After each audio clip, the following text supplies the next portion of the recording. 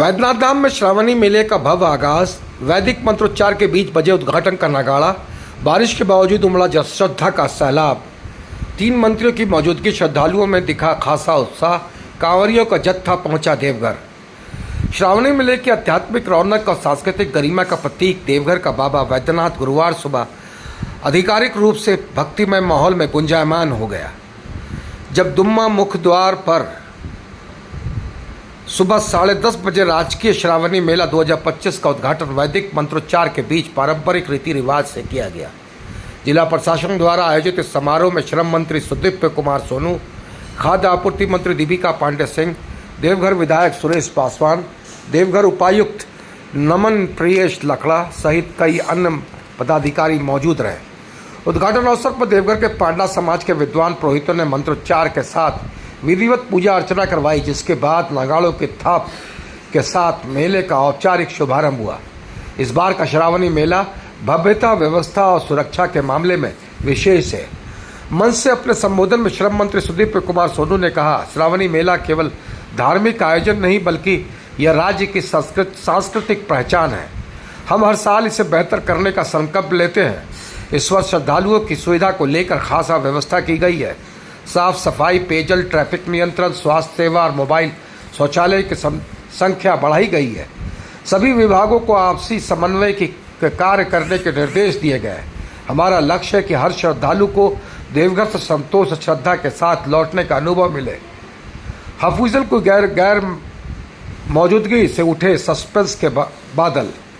इस शुभारंभ समारोह को लेकर खेलकूद एवं युवा कार्य मंत्री हफीजुल हसन के शामिल होने की अटकलें थी, लेकिन वे दिल्ली में स्वास्थ्य परीक्षण में व्यस्त रहने के कारण कार्यक्रम में शामिल नहीं हो सके।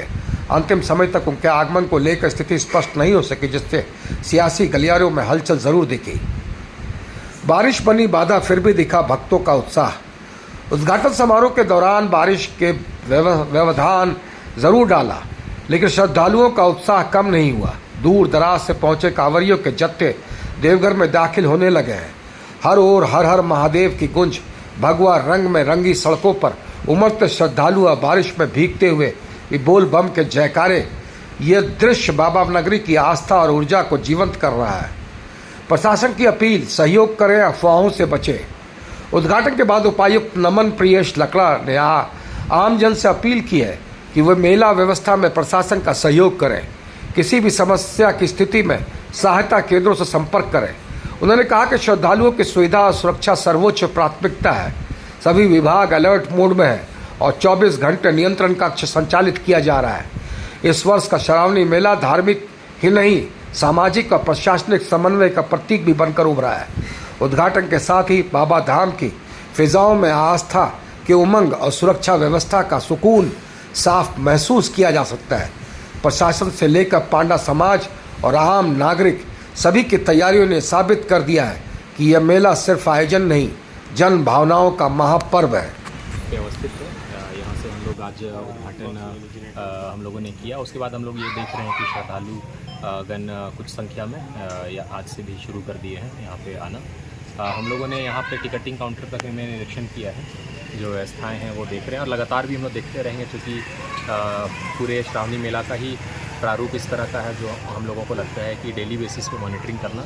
और जो कि हम लोग बार बार कह रहे हैं कि आप सभी मीडिया बंधुओं के मदद से जो भी आम श्रद्धालु हैं, आमजन हैं, मान्यों का जो भी सुझाव रहेगा वो लगातार हम लोग उस पर सुधारात्मक कार्रवाई करते जाएंगे। तब जो भी सुविधा हम लोग श्रद्धालुओं को दे रहे हैं उसको हम लोग बेहतर कर सकते हैं। ये हम लोग निरंतर करते रहेंगे और इसमें जो भी हम लोग तकनीक की मदद से जो सुविधा दे सकते हैं, और साथ ही ह्यूमन इंटरवेंशन से, यानी कि जो हमारे फोर्स मजिस्ट्रेट, पदाधिकारी, कर्मी, पुलिस अधिकारी जो भी जहाँ भी प्रतिनिधित्व रहेंगे, लगातार हम लोग उनको ब्रीफिंग देते रहेंगे ऑन दी स्पॉट, ताकि किसी भी प्रकार का जो भी सुझाव है या जो भी परेशानी है वो हम लोग लगातार उस पर अमल कर सकेंगे।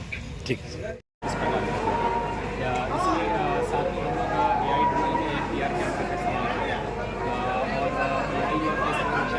ताकि हमारा हर दिन इस पर्टिकुलर पॉइंट की कितने श्रद्धालु उपस्थित हैं ये हम लोग देख सकें। आज पहली बार मजिस्ट्रेट और जो पुलिस की अधिकारियों की ब्रीफिंग होगी, वो ब्रीफिंग करेंगे।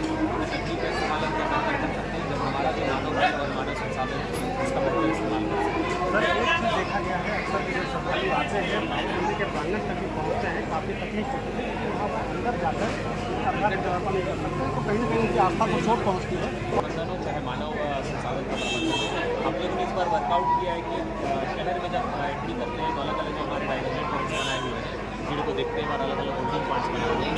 इस पर्टिकुलर होल्डिंग पॉइंट से दूसरे होल्डिंग पॉइंट पर पहुँचने के लिए कितना समय की जरूरत है, उसी हिसाब से हम लोग श्रद्धालुओं को एक जगह से दूसरी जगह के लिए हम लोग उनको जाने के लिए फैसिलिटेट करेंगे और साथ ही ट्रैफिक को प्रॉपर डाइवर्ट किया है।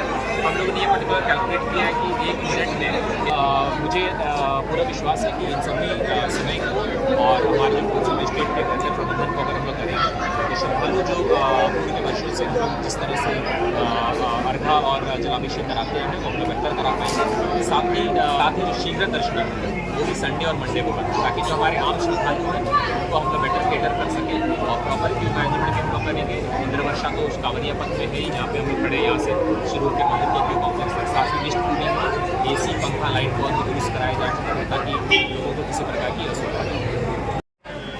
इस बार के उद्घाटन में पिछली व्यवस्था से बेहतर करने का हम लोगों ने प्रयास किया है और मैंने अपने संबोधन वक्तव्य में यह भी कहा अगले से अगले मेले की तैयारी और इससे बेहतर होगी। दिनों दिन टेक्नोलॉजी का इस्तेमाल करके ह्यूमन इंटरवेंशन को कम करते हुए लोगों की इस यात्रा को सुगम बनाने का प्रयास रहेगा।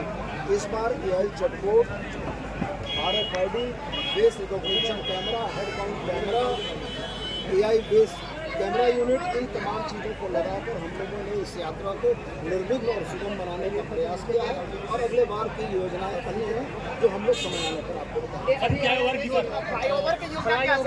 की योजना खिजूरिया से न्यू कॉम्प्लेक्स तक एक फुटओवर ब्रिज ले जाने की योजना है जिससे हमारे बिल्कुल श्रद्धालुओं को ट्रैफिक की परेशानी की है कि सर्कुलर रोड पर ट्रैफिक रुकता था तब श्रद्धालु जा पाते थे।